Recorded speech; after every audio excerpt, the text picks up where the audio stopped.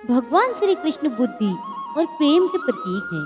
बचपन में कृष्ण ने अनेक रास लीलाएं की थीं। भगवान श्री कृष्ण की 16,000 गोपियां होते हुए भी उन्होंने अपनी मर्यादा को बनाए रखा। यह उनके भगवान होने का प्रतीक है। फिर जब महाभारत का युद्ध हुआ तो कुरुक्षेत्र में दिए गीता के उदाहरण आज पूरी दुनिया को लिए एक प्रेरणा के स्रोत।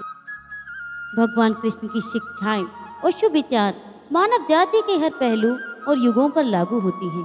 भगवान कृष्ण के शुभ विचार अनेक पीढ़ियों तक उनके ज्ञान को समाहित करती हैं। हमारी आत्मा आध्यात्मिक रूप से सो रही है।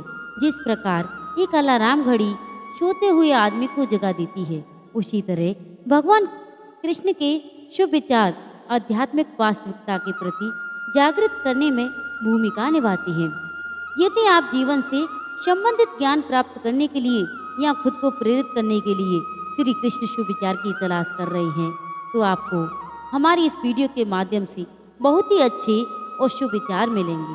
भगवान कृष्ण करुणा, कोमलता, प्रेम के देवता हैं और भारतीय देवताओं में सबसे लोकप्रिय और व्यापक रूप से पूजनीय हैं। भगवान श्री कृष्ण ने अपने प्रेरक शब्दों से अर्जुन को कुरुक्षेत्र युद्ध में प्रेरित किया। उन्होंने हमें जीवन, प्रेम, खुशी, धर्म, मुक्ति, मोक्ष, भक्ति, योग, ध्यान, धर्म, सत्य सभी के बारे में सब कुछ सिखाया। उन्हीं को आधार बनाकर हम आपके लिए ये वीडियो पेश कर रहे हैं। अच्छाइयों की रक्षा के लिए, दुष्टों के विनाश के लिए, धर्म की दृढ़ता से स्थापना करने के लिए मैं युगों युगों से जन्म लेता आया हूँ और आगे भी इसी तरह लेता रहूँगा। जब जब इस धरती पर अधर्म और पाप की महिमा बढ़ जाती है, तब तब भगवान अवतरित हुए हैं। रावण को पापों से मुक्त करने के लिए भगवान श्री राम को इस धरती पर आना पड़ा था। प्रहलाद को हिरण्यकश्यप से बचाने के लिए भगवान को नरसिंह का अवतार लेना पड़ा था। ईश्वर एक हैं, उनके रूप अनेक हैं। भगवान अपने भक्तों के संरक्षण के लिए हर हालत में अवतरित होते हैं। आत्मा को प्रदूषित करने और नरक की तरफ बढ़ाने के 3 दरवाजे हैं: वासना, क्रोध और लालच। आत्मा वह पवित्र स्थान है जहाँ भगवान का वास है। अगर आप इस आत्मा को वासना, क्रोध जैसे गंदे विचारों से भरते हो, तो आत्मा रूपी मंदिर ईश्वर के आशीर्वाद से खाली हो जाता है, जहाँ ईश्वर का वास नहीं होता और वह नरक के समान हो जाती है। मनुष्य अपने विश्वासों के परिणाम स्वरूप ही बनता है। जिस तरह वह यकीन कर लेता है, उसी तरह का वह बन जाता है। अगर आप किसी एक विषय को अपना लक्ष्य बनाकर उस पर सतत चिंतन मंथन करते हैं, तो निश्चित ही आप वो हासिल कर लेते हैं। इसलिए आपको उस विषय को स्वीकार करना होगा, उसको मानना होगा। एक बार जब आप उसमें खो जाएंगे, फिर आप वही बन जाएंगे। इसलिए खुशी की कुंजी यही है कि अपने मन से इच्छाओं के बोझ को हल्का कर दो। केवल एक, अगर मेरी कोई इच्छा नहीं है तो मुझे किस बात की चिंता है। किसी के पास कुछ होने और मेरे पास न होने का दुख इसलिए होता है क्योंकि मैंने भी उस चीज़ को दिल से लगा लिया जो मेरे पास नहीं है, और वह मैंने किसी और के पास देखी। जिस दिन मेरी इच्छाएं खत्म हो जाएंगी, मेरी सारी चिंताएं खत्म हो जाएंगी। कुछ पाने की चाहत अब जितनी अधिक रखते हैं, आप उतने ही निराश होते हैं। अगर कुछ मिल जाए तो खुशी का ठिकाना नहीं, अगर कुछ ना मिले तो दुख का पहाड़ टूट पड़ता है। ये हमारी चाहत तो है जो परिस्थितियों के अनुसार हमको बार बार विचलित करती है। क्यों ना कुछ ऐसा किया जाए जिनसे हमारी सारी चाहत खत्म हो जाए, फिर कुछ मिले या ना मिले हम निराश नहीं होंगे।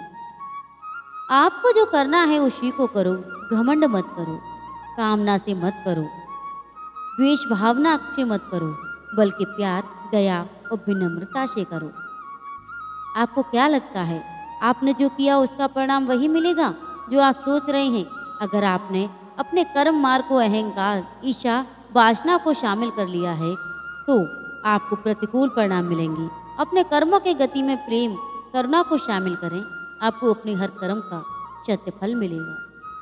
जिसने अपने मन पर विजय प्राप्त कर ली, उसके लिए मन सबसे अच्छा मित्र है, लेकिन जो ऐसा करने में असफल रहा, उसके लिए मन सबसे बड़ा शत्रु है। हमारा मन यादृच्छिक रूप से भटकता है। जो देखता है उसी के पीछे भागने लगता है। ऐसा मन कभी आपको जीतने नहीं देगा। अगर जीत मिल भी गई तो एक और नया लक्ष्य बना लेगा, फिर उसके पीछे भागने लगेगा। ऐसे में आपका मन आपका सबसे बड़ा शत्रु बन जाएगा। मन से मित्रता करनी है तो इसकी कमान अपने हाथों में रखो, कभी इसे अपने से दूर मत भागने दो।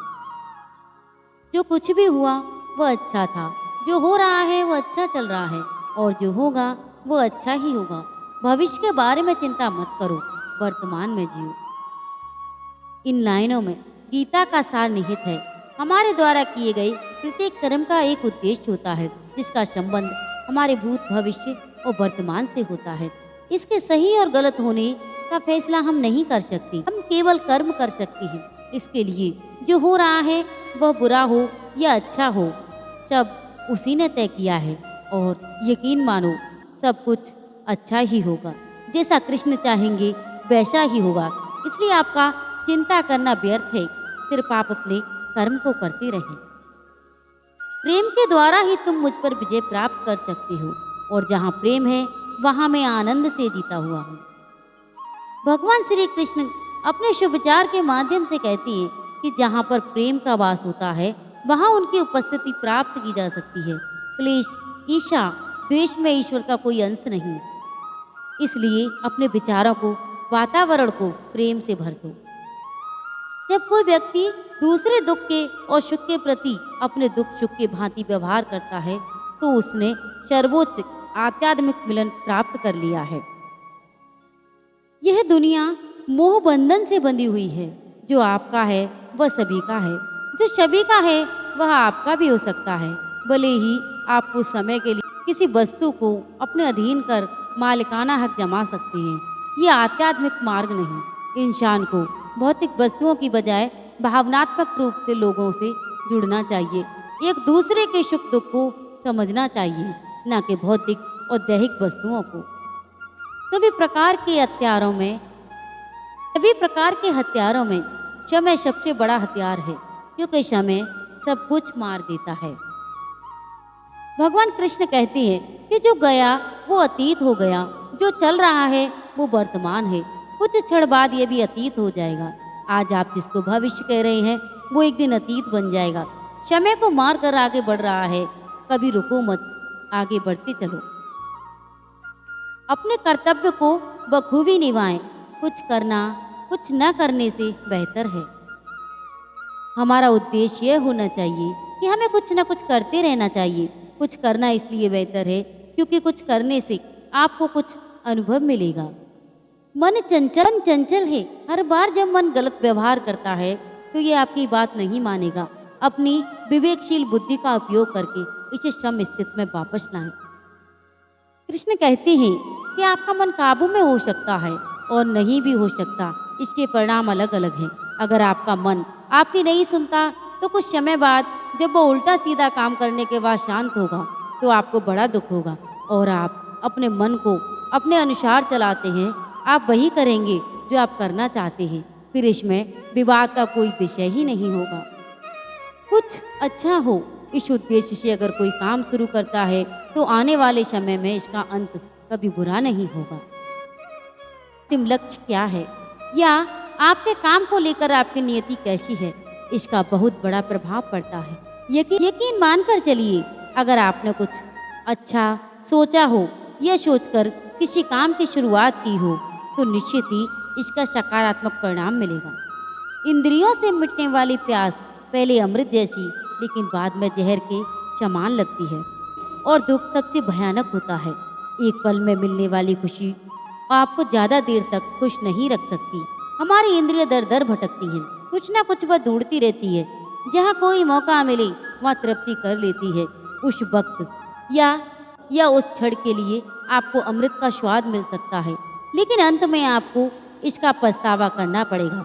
जितना आपने मधुर स्वाद चखा है उसके बराबर आपको विष भी पीना पड़ेगा। मैं कहते हैं मैंने आपको बनाते समय कोई गलती नहीं की। आपको अपने आप को वैसे ही देखने की जरूरत है जैसे मैं आपको देखता हूँ। भाग्य का साथ न देना, मेहनत का फल न मिलना, इन सब का द्वेष हम भगवान पर लगाते हैं।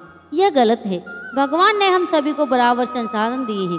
हो सकता है किसी को कुछ ज़्यादा अमीर बना दिया हो या किसी को शरीर से अपंग बना लिया, लेकिन इसका भी एक विशेष कारण होता है। जो मिला है उसको स्वीकार करें। भगवान भी आपको इसी स्थिति में देखना चाहते हैं। कृष्ण में आस्था सबसे अच्छा और सुरक्षित मार्ग है। भगवान कृष्ण कहते हैं, बदलाव इस संसार का प्रथम नियम है। एक क्षण में तुम कोटियों के मालिक हो सकते हो, जबकि उसी क्षण तुम निर्धन भी बन सकते हो। आकर्षक कभी प्यार का आधार नहीं हो सकता।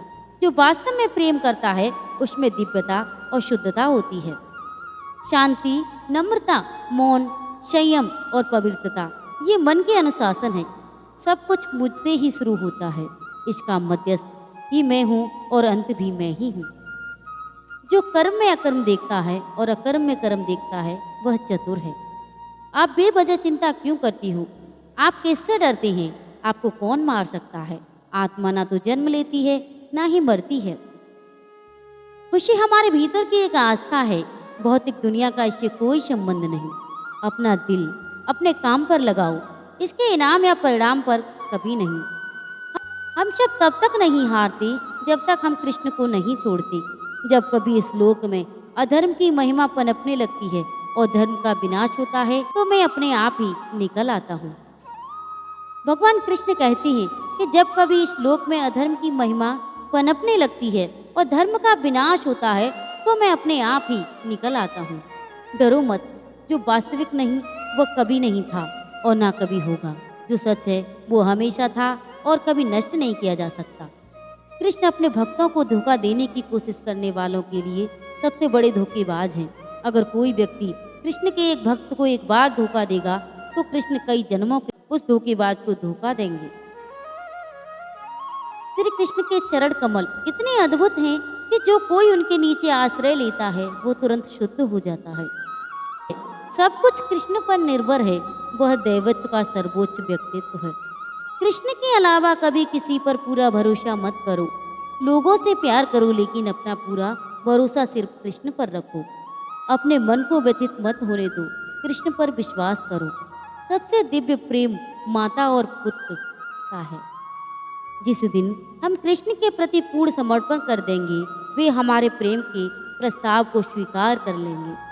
अपने काम पर अपना दिल लगाओ, लेकिन उसके परिणाम और इनाम पर कभी नहीं।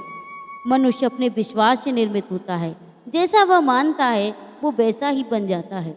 नियंत्रित आत्मा जो आसक्ति विकसर से मुक्त होकर विषयों के बीच चलती है, वह शाश्वत शांति प्राप्त करती है। जिन्होंने अपने आप पर विजय प्राप्त कर ली, उनके लिए इच्छा एक मित्र है, लेकिन जिन्होंने खुद के अंदर खुद को नहीं पाया, उनके लिए इच्छा सबसे बड़ा शत्रु है। शरीर से आत्मा का संबंध कपड़े के समान है। जिस तरह आप कपड़े बदलते हैं, उसी तरह एक दिन आपकी आत्मा भी शरीर बदल लेगी।